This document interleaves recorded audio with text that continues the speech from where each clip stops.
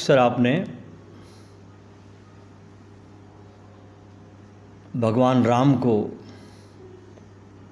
मूर्तियों में, तस्वीरों में देखा होगा कि वो कैसे खड़े रहते हैं,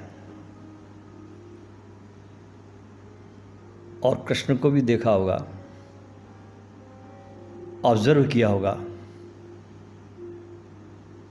कृष्ण की मूर्तियों में, उनकी तस्वीरों में, फ़ोटो में देखा होगा, तो दोनों में बड़ा फ़र्क है। कृष्ण के ज़्यादातर फ़ोटो, मूर्तियाँ, तस्वीरें, उनके पैर क्रॉस में खड़े रहते हैं। ध्यान रखना, राम के वैसे नहीं है। कृष्ण के पैर आपको हमेशा, ये पैर इधर रहेगा, एक पैर इधर रहेगा, क्रॉस में रहेंगे। और भजन गाने वाले लोग भी अक्सर जो भजन गाते हैं उनके बारे में वे भी गाते हैं, कन्हैया टेढ़ी टांग वालों, टांग टेढ़ी रहती है उनकी। अब जरा कृष्ण के इस टेढ़े खड़े होने के प्रतीक को समझो, क्योंकि प्रतीक दिया है। हमारे अक्सर तस्वीरों में, हमारे पुराणों में कुछ बातें प्रतीक रूप में समझाई गई है, इसलिए अगर आप उसको सिर्फ पढ़ लोगे तो आपको उसके रहस्य समझ में नहीं आएंगे। प्रतीक है उसमें। जैसे आपने अनुभव किया होगा कि आपके रसोई घर में, किचन में कोई हल्की फुल्की चीज़ उठानी हो जिसमें कोई वेट नहीं है, जैसे कि चपाती रोटी को आप सेकते हैं तो चिमटा लेते हैं क्योंकि हल्का रहता है, कोई वजन की ज़रूरत नहीं है उसको, तो चिमटे से काम चल जाता है। आसानी से आप छोटी मोटी चीज़ों को चिमटे से उठा सकते हैं। लेकिन अगर थोड़ी भारी चीज़ उठानी हो, वजनदार चीज़ उठानी हो, थोड़ा कोई भरा हुआ बर्तन हो, तो क्या चाहिए आपको? संडसी, पकड़, जिसको हम कहते हैं पकड़। कुछ ऐसा ऐसा चाहिए जो क्रॉस होता है। आपने देखी सांडसी क्रॉस होती है, चिमटा सीधा होता है, सांडसी क्रॉस होती है, क्रॉस में उठा पाती वजन को। तो जीवन में जब कोई साधारण सा काम है, छोटा काम है, तब भगवान राम से काम चल जाता है। लेकिन जब टेढ़ी अंगुली करने की ज़रूरत है तो हमको कृष्ण की ज़रूरत है।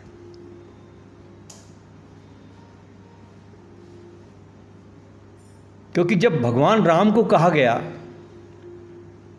उनके जीवन में उल्लेख आता है कि घर से निकल जाओ, वनवास, और वे मर्यादा पुरुषोत्तम है, अपनी पिता की आज्ञा को नहीं टाल सकते, निकल गए। लेकिन यही बात अगर श्री कृष्ण को कही होती, और ये खासियत थी उनसे कि कोई अगर उनसे कहे कि घर से निकल जाओ,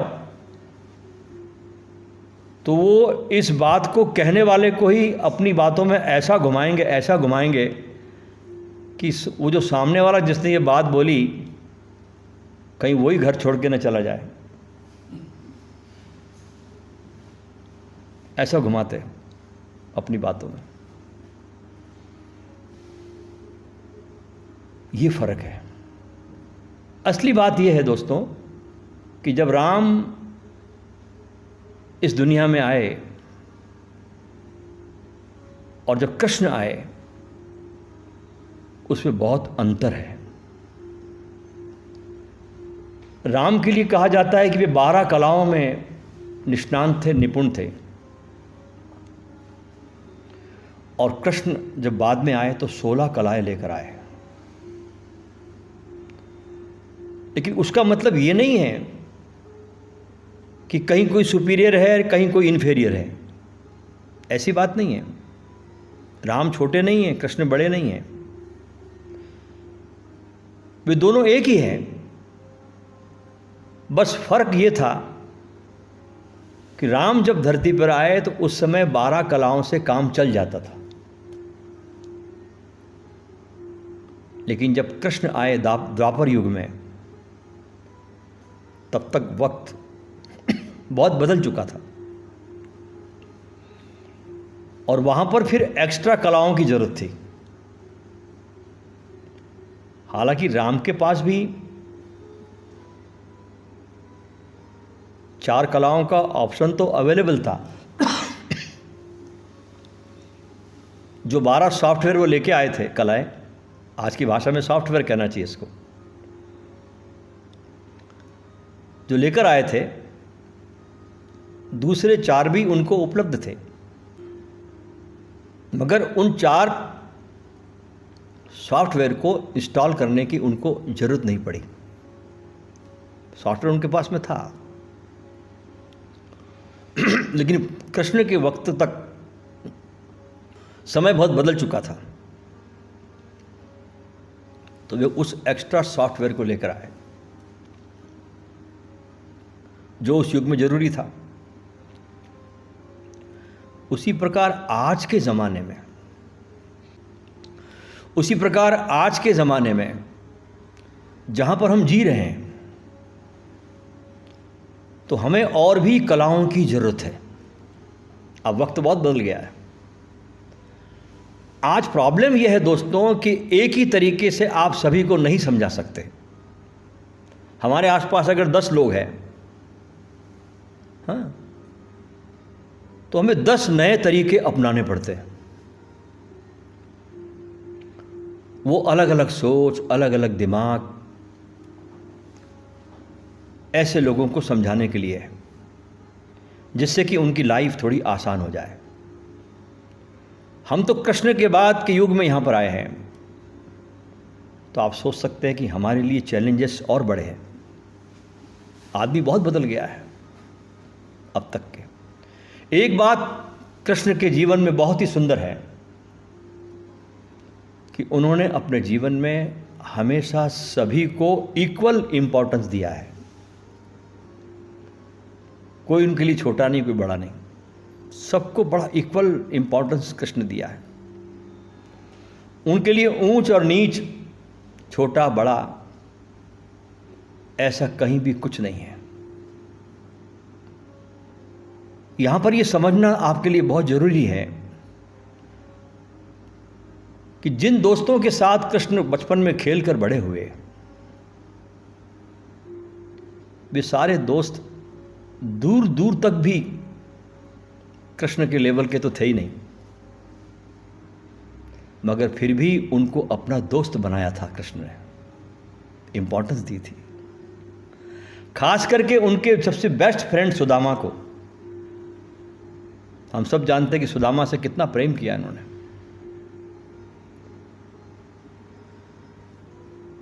और देखे कि सुदामा की फाइनेंशियल कंडीशन, उसका मेंटल स्टेटस कृष्ण की तुलना में क्या था? कुछ भी नहीं। अब यहां पर देखिए, कर्मों का भी फल मिलता आदमी को। सांदीपनी आश्रम में जब कृष्ण और ये सुदामा एक साथ पढ़ते थे, तो एक बार गुरु ने इनको किसी काम के लिए जंगल में भेजा। दोनों थे, बहुत भूख लगी दोनों को, तो ये सुदामा साथ में कुछ खाना लाया था आश्रम से, और ये पेड़ पर चढ़ के ऊपर चुपचाप चोरी से खाने लगा, और कृष्ण नीचे भूखे थे। कृष्ण कहने लगे, सुदामा भैया कुछ हो तो दो ना मुझे खाने को। बोले कुछ नहीं मेरे पास। वो कर्मों का फल सुदामा को भोगना पड़ा, गरीब होकर के। लेकिन फिर भी जानते हुए भी कृष्ण ने उसको कितना प्रेम दिया, आदर दिया, अपना मित्र बनाया। अगर हम देखें तो कृष्ण के जीवन को, तो उनके जीवन में दुखों की कोई कमी नहीं है। दुख ही दुख है उनके जीवन में। भगवान को भी दुख मिलते हैं, भी ध्यान रखना। उनका जन्म कितनी विकट परिस्थितियों में हुआ। जन्म लेते ही उनको उनकी मां से अलग कर दिया गया। एक नन्हे बच्चे को बाहर के मौसम से बचाना बहुत जरूरी होता है, बच्चे को, जबकि कृष्ण के जन्म के साथ ही तूफान और बारिश का दौर चला, उसका सामना किया। उनका बालपन जहां बीता, जहां उनके सच्चे माँ बाप भी नहीं थे। देखिए कितना कठिन जीवन था उनका, भगवान का। फिर दोस्तों के बीच बड़े हुए, जो दोस्त दूर दूर तक भी उनके लेवल के नहीं थे। अभी चलना भी नहीं सीखा इस बालक ने, बड़े बड़े राक्षस उनका वध करने के लिए आने लगे, जिनका सामना करना पड़ा। जब सपने देखने की उम्र थी तो मामा कंस का वध करना पड़ा।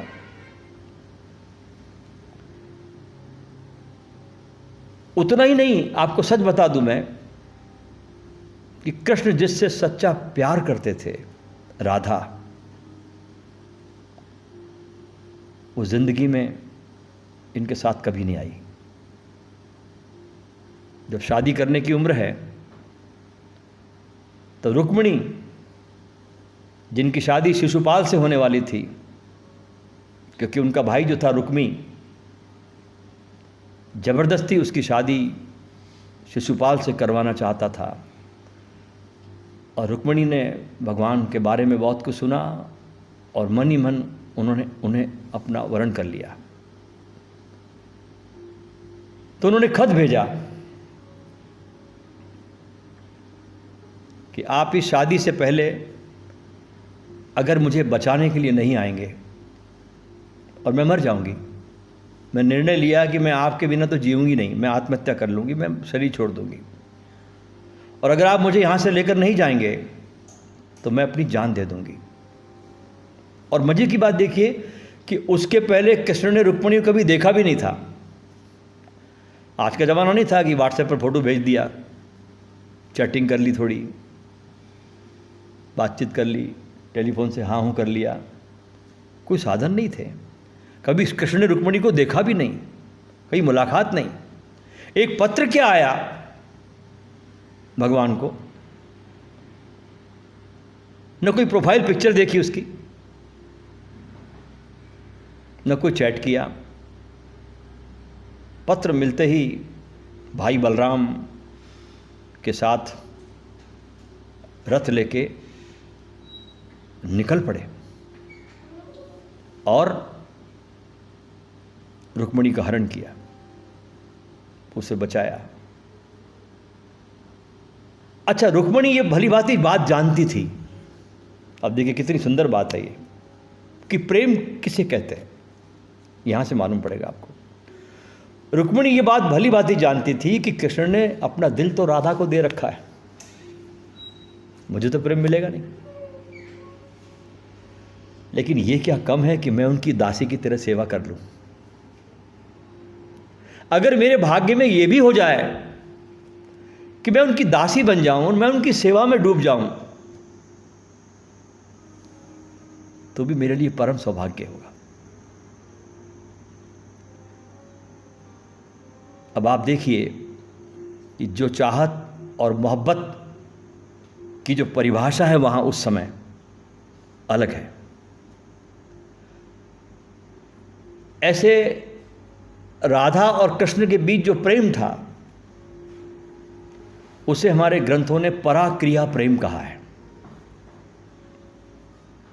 एक ऐसा प्यार कि जिसमें साथ रहने की जरूरत नहीं है।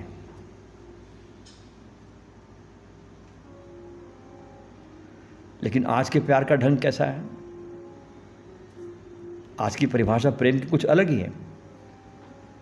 प्रेमी प्रेमिका आपस में छोटी छोटी बातों को लेकर कलह दिन भर करते रहते हैं और कलह करते करते मोहब्बत को नष्ट करते रहते हैं। तुमने उससे कैसे बात करी, कौन थी तुम्हारी वो, कौन लगती तुम्हारी, तुम उसकी तरफ क्यों देख रहे थे, तुम मुझसे पूछे बिना कैसे चली गई घर के बाहर। यानी हम आजकल प्रेम के नाम पर प्रेम नहीं करते, हम प्रेम के नाम पे हक जताते हैं कि सामने वाले पे स्टैम्प मार दिया कि ज़मीन मेरी है, ये हमारा प्रेम है। हम प्रेम पर स्टैम्प मार देते हैं, ये इतनी लैंड मेरी रही। लेकिन रुक्मिणी को देखिए आप, दिल तो दे बैठाए राधा को, इसका दिल तो गोकुल में छूट गया, लेकिन अगर मेरे को इसके पास सिर्फ सेवा करने के लिए भी वह मौका मिल जाए तो इससे बड़ा भाग्य और क्या होगा। आज के ज़माने में तो हर प्रेमी प्रेमिका एक दूसरे को प्राइवेट प्रॉपर्टी समझते हैं, स्टैम्प मार देते कि बस अब सारा संसार तुम्हारे लिए ख़त्म हो गया, बस मैं ही हूँ तुम्हारे लिए। राधा से प्यार किया, वो नहीं मिली, रुक्मिणी से शादी हुई, और जब परिवार को समय देना था तब किसी और को बचाने के लिए पहुंच गए। कृष्ण की जिंदगी में दुखों की कोई कमी नहीं थी। उन्होंने जो भी किया उसके बाद उन पे कलंक भी लगे। महाभारत के युद्ध के बाद अपने मामा को मारा, भले वो कितना ही बुरा था, राक्षस था, लोगों पर अत्याचार करता था, मगर था तो कलंक कि मामा को मारा। अपने मामा को मार दिया, लोग कहते थे।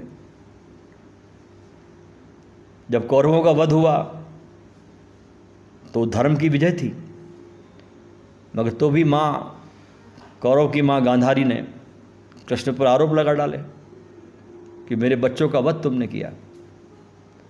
दोस्तों, उनकी ज़िंदगी में दुखों की कोई कमी नहीं है, लेकिन कभी भी इसके बावजूद भी हमने कृष्ण को कभी दुखी नहीं देखा। ये असली बात है। हमसे ज़्यादा दुख उनके जीवन में थे, हमसे ज़्यादा चैलेंजेस उनके जीवन में थे, लेकिन कभी हमने उनको दुखी नहीं देखा, परेशान नहीं देखा, रोते हुए नहीं देखा। इतने दुखों के साथ भी कृष्ण बहुत पॉजिटिव थे, खुश थे। और हमारी ज़िंदगी में एक छोटा सा दुख क्या आ जाता है, अपनी लाइफ को देखें हम, कि हमारी ज़िंदगी में एक छोटा सा दुख क्या आ जाता है, हम अपने आसपास के सब लोगों को दुखी कर डालते हैं। जितने हमारे आसपास से जो जुड़े हुए लोग हैं ना, हम उनको दुखी कर देते हैं। बस यही फ़र्क है इंसान और भगवान में, कि इंसान दूसरों को दुखी करता है,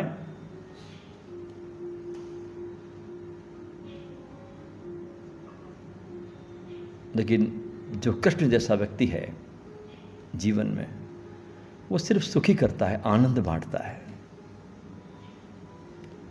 हमारे भी जीवन का सफ़र ऐसा होना चाहिए मेरे मित्रों, कि इंसान से भगवान होने की यात्रा पर हम चलें, जहाँ पर हम कोशिश करें अपने जीवन में इन कृष्ण के गुणों को धारण करें, कि जितनी ज़िंदगी में कितने भी दुख और तकलीफ़ें हो, चैलेंजेस हो हमारे जीवन में, मगर हम उन सब चैलेंजेस में, संसार के युद्ध के मैदान में खुश रहें, और अपने आसपास के लोगों में हम खुशियों को बांटते रहें। कि जो हम बांटेंगे वो हमारे ऊपर रिवर्स होकर आके वापस आता है। जो भी आप दुनिया को दोगे वो आज नहीं तो कल आप पर रिवर्स लौटेगा ही। अगर आपने बबूल का पेड़ बो दिया है तो उसमें से आम कभी नहीं आता, अनंत गुना होकर बबूल ही आता है। तो जीवन में आप खुशियों को तलाशें, पॉजिटिव रहे, जितना विधायक रह सकते हैं। देखिए, जीवन में आपको जब भेजा गया और आपके पास अगर समस्याएं नहीं होती तो आप क्या करते? बताओ ना, करते क्या आप खाली बैठे बैठे? आपको समस्याओं के साथ भेजा गया है संसार में, और उन समस्याओं को सुलझाने में आप विकसित होते हो। आपको वो चीज़ें दी गई है साथ में, आपके ये समस्या तेरे साथ रहेगी, दी जाती है। क्योंकि समस्याएं नहीं तो आप करोगे क्या? 60 साल 70 साल क्या करोगे आप? जरा सोचो, कल्पना करो एक ऐसा समय आ जाए कि आपके जीवन में कोई समस्या नहीं है, ठीक है, हाँ, क्या करोगे फिर आप? हालांकि हम सपने देखते हैं कोई ऐसा जीवन हो जाए, समस्या कोई ना बचे मेरे जीवन में, लेकिन हो जाएगी तो आप करोगे क्या? तो समस्याएं आपके साथ जीवन में आती है, और वो आपकी पाठशाला है। समस्याएं वो आपके लेसन है, आपके जीवन की पाठशाला में। उस लेसन को सुलझाने में आपकी चेतना का विकास होता है, जो कृष्ण ने किया है। बड़े बड़े चैलेंजेस आए, महाभारत से बड़ा चैलेंज क्या हो सकता है बताइए आप? तो कृष्ण के इन गुणों को आप धारण करिए कि जीवन की हर परिस्थिति में कैसे बांसुरी बज सकती है, ये कृष्ण से हम सीख सकते हैं। आइए आज हम कृष्ण जो अपने प्रेमियों को ध्यान कराते थे वृंदावन के उस यमुना के तट पर, जब बांसुरी बजती थी उनकी, और जब चलता था रास, एक महारास कीर्तन ध्यान का, उसका आनंद हम लेंगे।